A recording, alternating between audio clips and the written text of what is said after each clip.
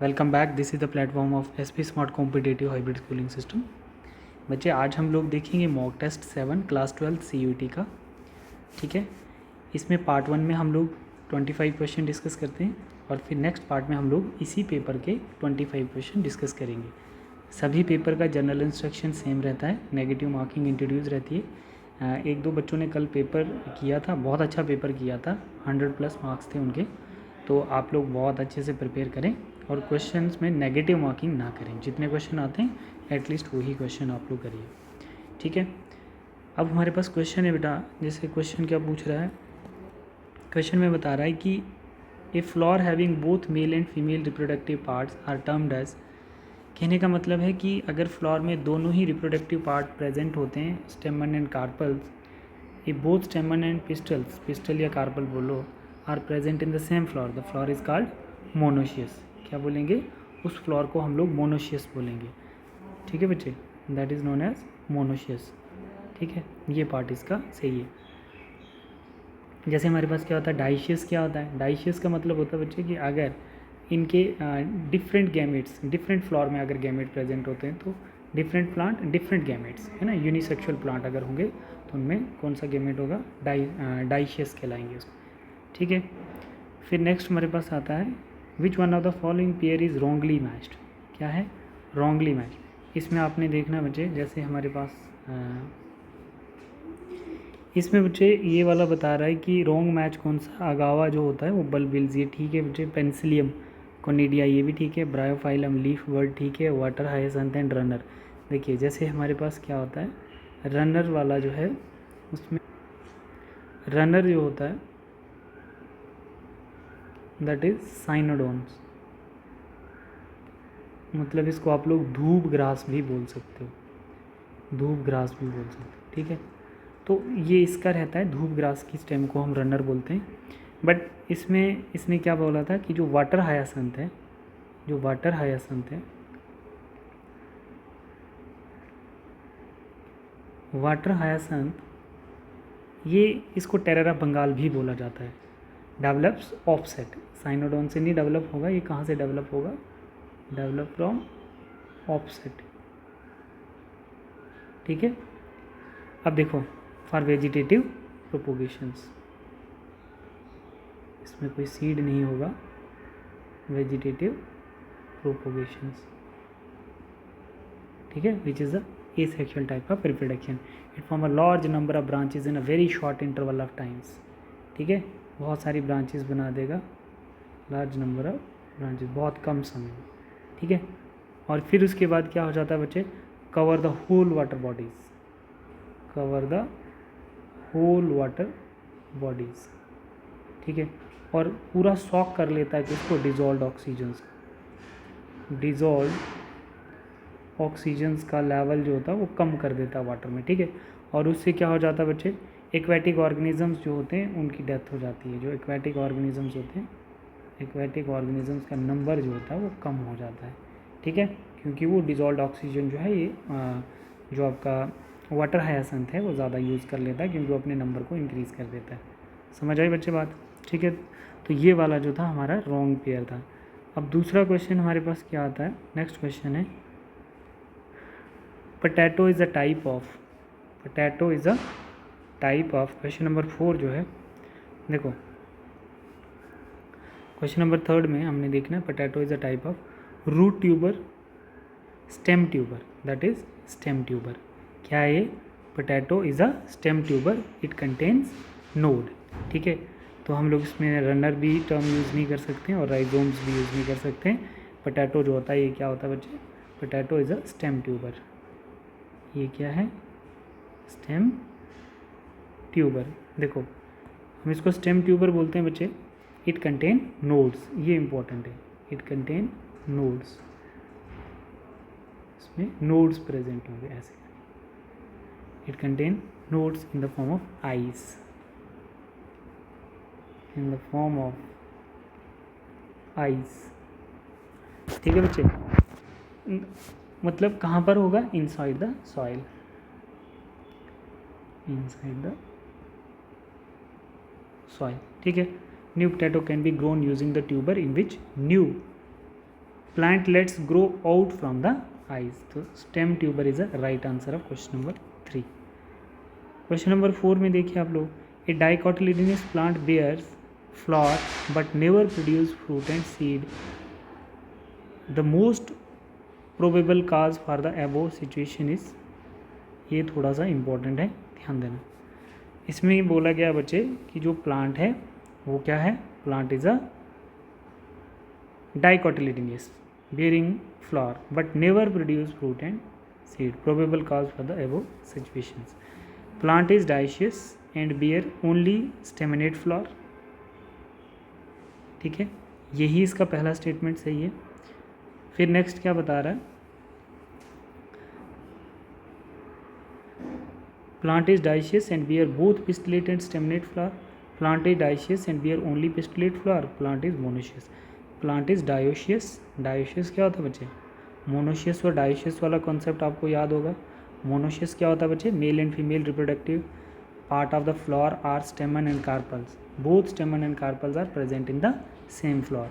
और इसमें क्या होता है, मोनोशियस की बात। और डायोशियस में क्या होता है, both stamen and pistils are present in the different flower. ठीक है, तो उसको हम क्या बोलते हैं, dioecious and bear only staminate flower. Plant is dioecious and bear only staminate flower. ठीक है, ये इसका राइट आंसर है। इसमें क्या होता है, dicotyledonous plants but never produce fruit and seeds. ठीक है, the most probable cause of diversification, plant is dioecious and bear only staminate flower as it will need pistil embryo sac so it can carry out fertilisation and form seed and fruit. ठीक है, next question है आपका। Next question क्या बता रहा है, fertilised embryo sac the haploid diploid and triploid structures are. हम लोगों ने ये क्वेश्चन पहले भी किया है, एक बार अभी फिर से कर लेते हैं हम इसको। ठीक है बच्चे, हमने इस क्वेश्चन को पहले भी ऑलरेडी किया है। ठीक है, तो इसमें हम लोग पहले फर्टिलाइज्ड एम्ब्रियो सैक बनाएंगे। ठीक है, फर्टिलाइज्ड एम्ब्रियो सैक कैसा होता है और यहाँ पर क्या होता है।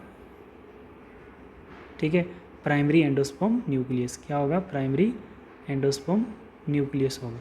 ठीक है, और यहाँ पर क्या है, यहाँ पे एग सेल्स हैं, ये क्या है, एग सेल हैं, और ये क्या है, इसके साइनर्जिड सेल्स, साइनर्जिड सेल्स। ठीक है, ये डीजेनरेटिंग एंटीपोडल सेल्स, एंटीपोडल सेल। ठीक है, अब इसने क्या बोला है बच्चे, हमने इसमें बताना है कि जो हमारे पास यहाँ से ये फर्टिलाइज्ड एम्ब्रियो सैक है, primary endosperm nucleus means fertilised embryo sac. यहाँ से मानो हमारे पास क्या था, एक हैप्लॉइड, और एग सेल क्या था हमारा, एग सेल जो था वो भी क्या था, हैप्लॉइड था, और ये जो मेल गैमेट था ये भी क्या है, हैप्लॉइड है, 2 मेल गैमेट है। तो कहने का मतलब है कि सबसे पहले हमारा साइनर्जिड सेल्स होगा, इनको हम क्या बोलते हैं, साइनर्जिड सेल्स।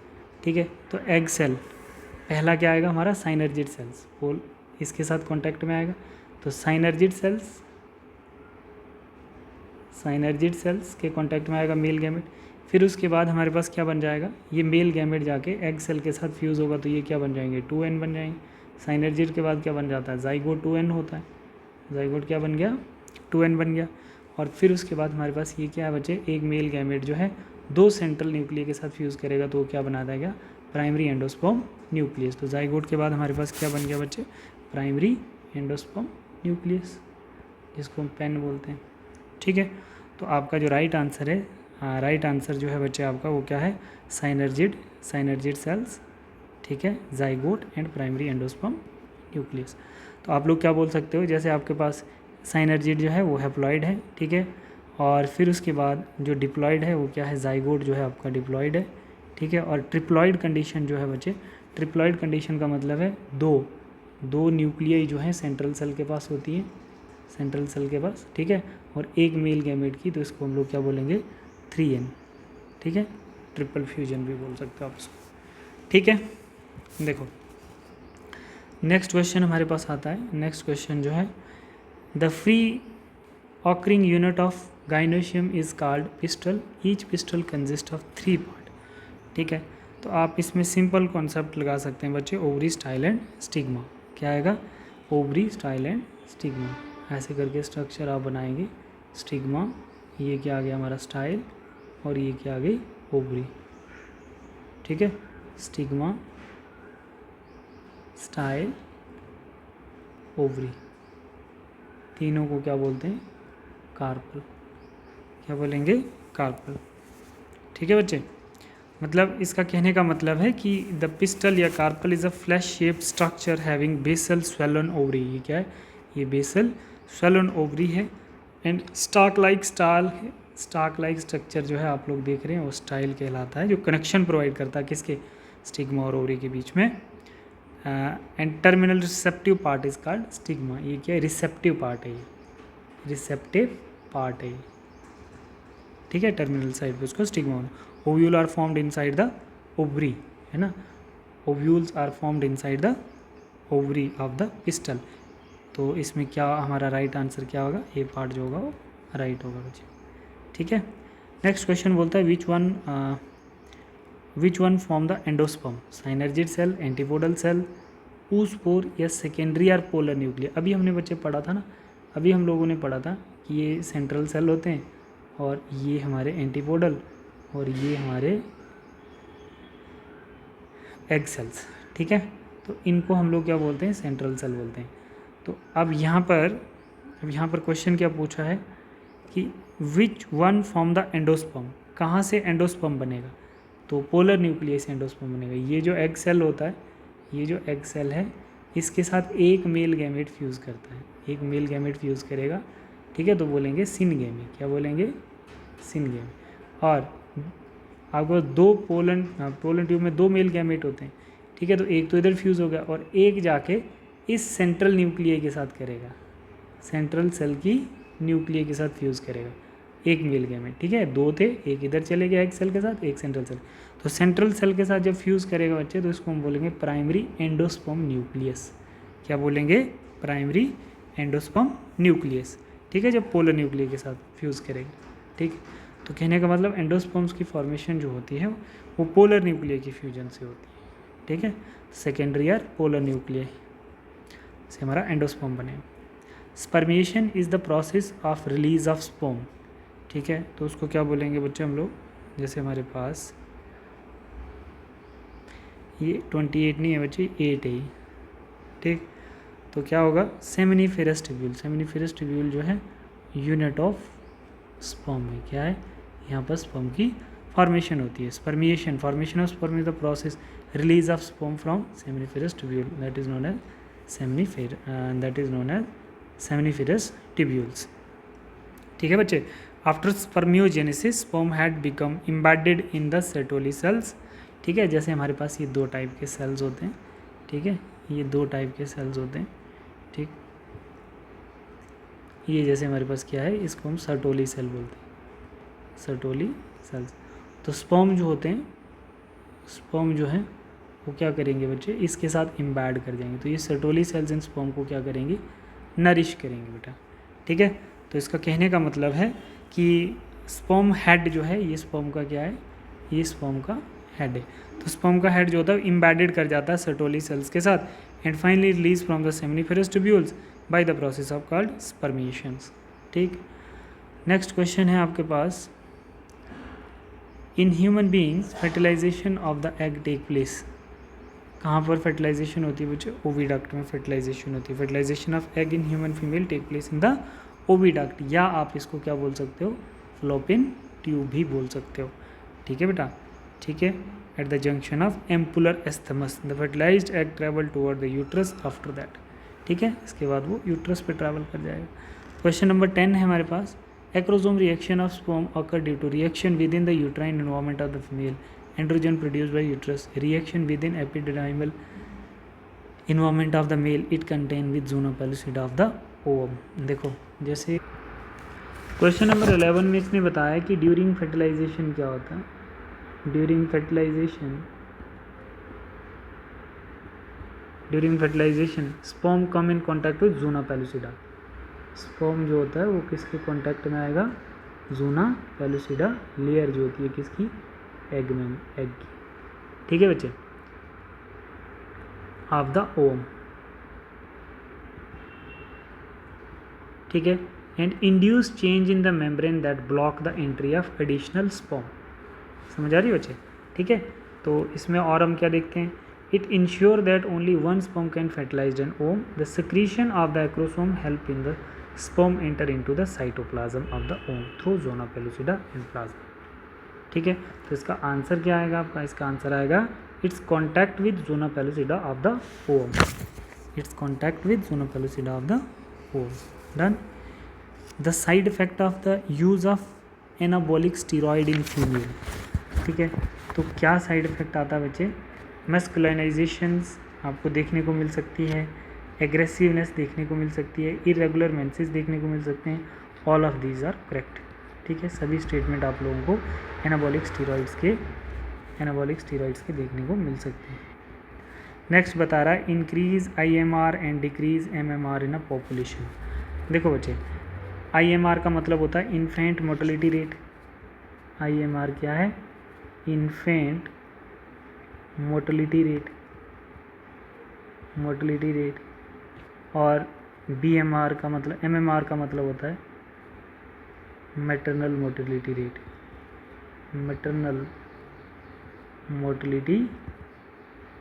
रेट।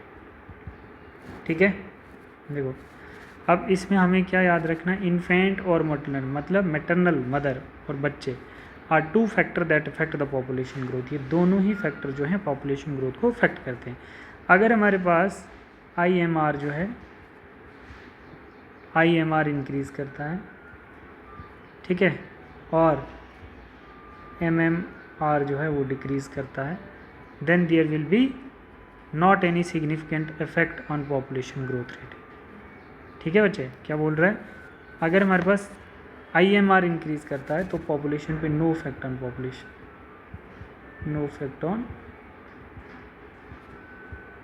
पॉपुलेशन। ठीक है बच्चे, IMR इंक्रीज करे और MMR डिक्रीज करे, then there will be not significant effect on population growth rate. ठीक है, तो इसमें क्या पूछा था इसने, आपके पास क्या ऑप्शन था, increase IMR and decrease MMR in population will, तो क्या आएगा हमारे पास, not cause significant change in growth rate, result in explosive population, result in decline in growth rate, cause rapid increase in growth rate. तो आपका क्या answer आएगा, not cause significant change in growth rate, पहला वाला। ठीक है, next हमारे पास आता है dash involve the transfer of embryo at an 8 cell stage in the fallopian tube of, इसको हम क्या बोलेंगे, मतलब ये क्या बोल रहा है, involve the transfer of embryo at 8 cell stage in the fallopian tubes. तो 8 सेल स्टेज को हम लोग क्या बोलते हैं, शिफ्ट बोलते हैं, जाइगोट इंट्रा फ्लोपियन ट्रांसफ़र। ठीक है, जाइगोट इंट्रा फ्लोपियन ट्रांसफ़र जो होता है बच्चे, during the test tube baby programme egg fertilised in vitro and transfer to fallopian tube for further growth and development. ठीक है, ये वाला क्वेश्चन। फिर उसके बाद हमारे पास क्वेश्चन आता है possibility of becoming homophilic extremely rare because the mother such female to be least.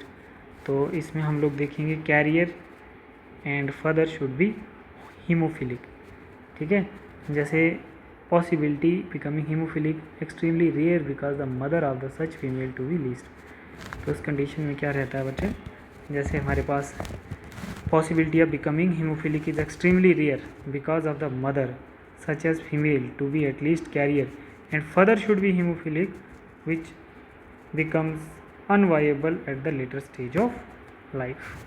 तो इसका आपके पास जो राइट आंसर आता है बच्चे, तो क्या आएगा इसका right answer, carrier and father should be haemophilic, a sickle cell anaemia glutamic acid replaced by valine which one of the following triplet code for. देखो इसमें आप लोग ऐसे कर सकते हैं, जैसे आपके पास हमारे पास हीमोग्लोबिन है बच्चे, ठीक है, तो 4 ऑक्सीजन मॉलिक्यूल इसके साथ होंगे, ठीक है, इसके साथ 4 ऑक्सीजन मॉलिक्यूल होंगे। ठीक, अब हम लोग क्या करते हैं बच्चे, मतलब इसके साथ कितनी चेन प्रेजेंट होती हैं, 2 अल्फ़ा चेन होंगी और 2 बीटा चेन होंगी। ठीक है, अब इसमें जो हमारे पास बीटा चेन के साथ अमाइनो एसिड होते हैं, अमाइनो एसिड 1 2 3 4 5 6 अमाइनो एसिड पे जो ग्लूटामिक एसिड है, 6 अमाइनो एसिड पे जो ग्लूटामिक एसिड है, तो उसका जो कोड होता है, ग्लूटामिक एसिड जो है ठीक है। ग्लूटामिक एसिड जो है 6 अमीनो एसिड पे, तो वो किस में चेंज हो जाता है, वेलिन में चेंज हो जाता है। किस में चेंज होगा, वेलिन में चेंज हो जाएगा सिकल सेल एनीमिया के केस। मतलब अगर ऐसे होंगे हमारे आरबीसीज की शेप तो वो कैसी हो जाएगी, ऐसी हो जाएगी। समझ आ रही बात, ठीक है। तो इसकी ग्लूटामिक एसिड का वेलिन में चेंज होने को बोलते हैं। जैसे हमारे पास, जैसे ग्लूटामिक एसिड का हमारे पास कोड क्या है, AUG, ठीक है।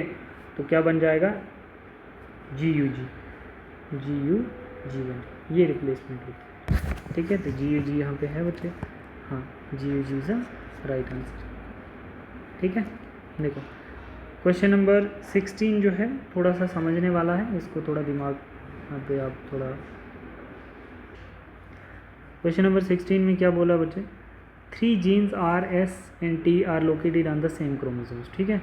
If the recombinant percentage between R and S is 20%, R and T is 35% and S and T is 15% respectively, can you predict the correct order of these genes on the chromosomes? Which of the following shows the correct sequence of the genes on the chromosome?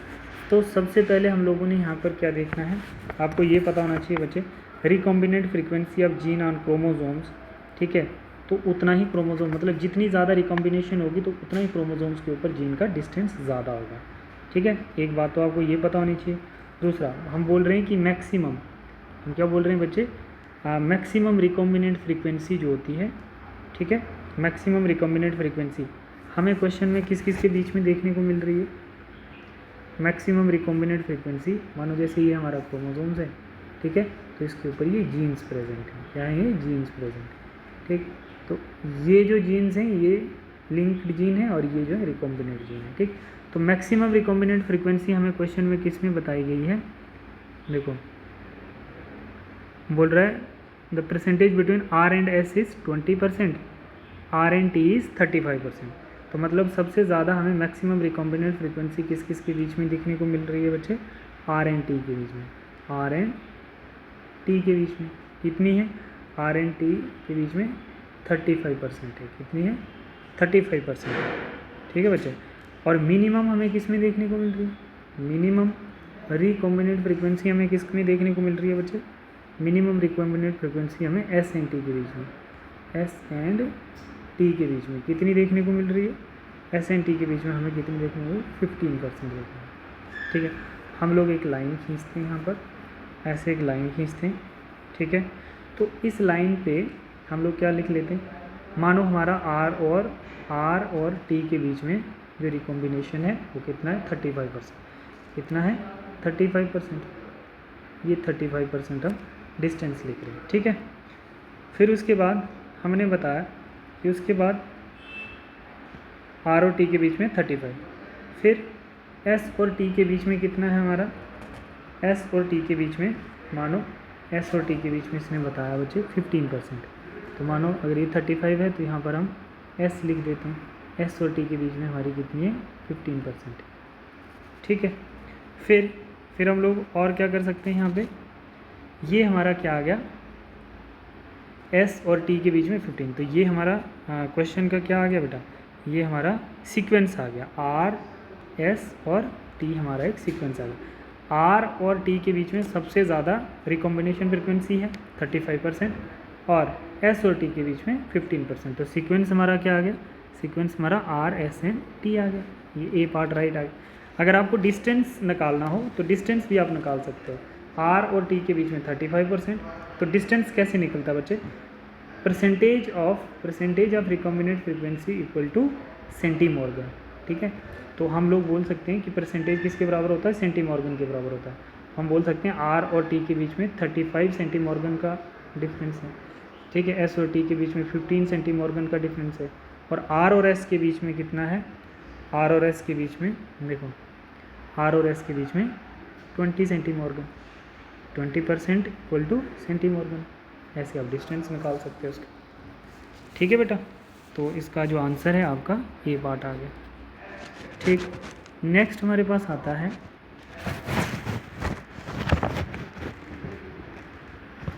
in a certain taxon insect some 17 chromosomes and other have 18 chromosome, the 17 18 chromosomes bearing organism are 17 and 18 chromosomes bearing organisms are, देखो some insect show, जैसे इसको भी यहाँ पे देखेंगे, कुछ insect जो होते हैं X0 type of sex, X0 type of sex chromosomes,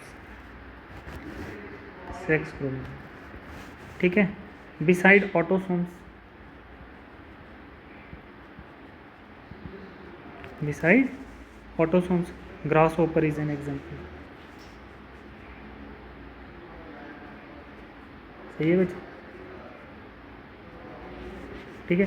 ये बोल क्या रहा है, जैसे X0 क्या है इसका, X0 जो है ये मेल है, ठीक है, और XX क्या होता है, वो होती है फीमेल। तो हम क्या बोल रहे हैं, इस क्वेश्चन में क्या पूछा था इसने, क्वेश्चन में बोला था in a set and taxon of insect some have 17 chromosome, ठीक है, 17 किस में आ गए बच्चे, 17 आ गए मेल में, क्योंकि एक X0 है ना इसके पास, ठीक है, एंड अदर हैव 18 क्रोमोसोम्स, तो इसके पास 2 XX हैं, इसके पास 0 नहीं है, तो इसके पास 18 क्रोमोसोम, ठीक है। तो कौन से ऑर्गेनिजम्स आएंगे इसमें, मेल एंड फीमेल रिस्पेक्टिवली, ये मेल एंड फीमेल रिस्पेक्टिवली। 18 में क्या बोल रहा है बच्चे, in human genome project the commonly used host for bacteria and yeast their vector is called, bacteria और ईस्ट का आपने वेक्टर बताना, बैक और यैक आएगा इसमें बच्चे, बैक मतलब bacterial artificial chromosomes, bacterial artificial chromosomes which act as a plasmid and yeast artificial chromosomes which act as a, ठीक है, yeast artificial chromosomes vector used in clone DNA fragment larger than this, है ना, the major advantage of using artificial chromosome यह is that carry much larger DNA fragment can ordinary plasmids, ठीक है। देखो जैसे next question है हमारे पास, question number 19, with regard the mature mRNA in eukaryotes, mature mRNA exons and intron do not appear in the mature mRNA, ये तो गलत बात हो गई। जैसे हमारे पास ये डीएनए है, ठीक है, इस डीएनए से जब हम लोग क्या बनाते हैं, एमआरएनए बनाते हैं, तो इसमें एक साइड हम कैपिंग करते हैं, एक टेलिंग करते हैं, ठीक है। तो इस वाले केस में बीच में क्या होता है बच्चे, कुछ पार्ट होता है जिसको हम इंट्रॉन कहते हैं, कुछ पार्ट होता है जिसको हम लोग एक्सॉन कहते हैं, ठीक है। तो अब हम लोग उसमें क्या करते हैं, एक्सॉन अपीयर होता है और इंट्रॉन डू नॉट अपीयर होता है, तो इंट्रॉन को हम लोग रिमूव कर देते हैं, तो ये जो एक्सॉन वाला पार्ट है इसको एक्सॉन बोलते हैं, इसको हम लोग इंट्रॉन बोलते हैं, ठीक है। तो अब इसमें हमने क्या करना है, इंट्रॉन्स को रिमूव कर देंगे, एक्सॉन को आपस में जुड़ा देंगे, तो आगे जाके जो हमारा बनेगा वो ऐसा बनेगा, ठीक है, ऐसा बनेगा हमारे में। तो exon appears but intron do not appear in the mature mRNA, ये कैसा बन गया, मैच्योर एमआरएनए बन गया हमारा, ठीक है। तो इसमें ऑप्शन आपने क्या देखना है, the primary transcribed RNA contain both exon and introns and non functional, hence it is, जब दोनों होते हैं तो तब ये नॉन फंक्शनल होता है, subjected to process called splicing where intron और रिमूव्ड, तो हम लोग क्या करेंगे, इंट्रॉन को रिमूव कर देंगे और एक्सॉन को ऐड कर देंगे, हमारा प्रोसेस्ड एमआरएनए बन जाएगा मैच्योर एमआरएनए। तो इसमें राइट आंसर क्या होगा, exons appear but intron do not appear in mature mRNA. Next question बोल रहा था, hybridisation of probe having radioactive isotope with the various sequence of nitrogen base with VNTR called variable tandem repeats, तो इसमें क्या होती है, सॉउदर्न blotting होती है, क्या होती है, सॉउदर्न ब्लॉटिंग होती है। Which type of selection explain industrial melanism observe in the both Biston and betularia, ठीक है। तो हम लोगों ने जो नेचुरल सिलेक्शन में ये वाला एग्जाम्पल डार्विन ने यूज़ किया है, तो इसको हम क्या बोलते हैं, दैट इज़ डायरेक्शनल, ठीक है, ये क्या होगा, डायरेक्शनल। डायरेक्शनल क्या होता है, when one extreme character is favoured and the favoured extreme character become more common during industrial melanisms, dark coloured moth were favoured and they become more common, which is directional. Disruptive भी होता है, stabilization भी होता है, but यहाँ पर क्या आएगा, डायरेक्शनल आएगा। नेक्स्ट आपके पास आता है, in the case of prepared both, moth को हम लोग क्या बोलते हैं, Biston betularia, the black coloured from become dominant over the light coloured from England during the industrial evolution, this is the example of, in case of peppered moth जिसको हम Biston betularia कहते हैं, the black coloured from become dominant over the light coloured form in England during the industrial revolution, this is example of, this is the example of natural selections whereby the darker forms were selected, ये वाला, ठीक है, ये गलत हो जाते हैं और ये वाला जो है राइट स्टेटमेंट है आपका, ठीक है। Which of the following is an example of link species, link species lobe fish को बोला जाता है, ये बहुत बार पूछा गया क्वेश्चन, आप लोग इसको याद रखना। जो लिंक स्पीशियस होती है वो क्या है, लोब फिश है आपकी। Cancer cells can be easily destroy by the radiation due to rapid cell division, ठीक है। AIDS is caused by HIV among the following which one is not mode of transmission of HIV, तो इसमें कौन सा आएगा, shaking hand with infected persons, इससे कोई दिक्कत नहीं होती है। Sexual contact with infected persons, yes sexual contact with infected person से होता है, ठीक है। ट्रांसफ्यूजन ऑफ कंटेमिनेटेड ब्लड से भी होता है, शेयरिंग द इन्फेक्टेड नीडल से भी। तो इसमें क्या पूछा है, AIDS caused by HIV among the following which one is not, हाँ फर्स्ट वाला नॉट है ना, तो ये सही आंसर है आपका, ठीक है बच्चे। तो नेक्स्ट पार्ट में हम लोग नेक्स्ट 25 क्वेश्चन डिस्कस करते हैं। Thank you.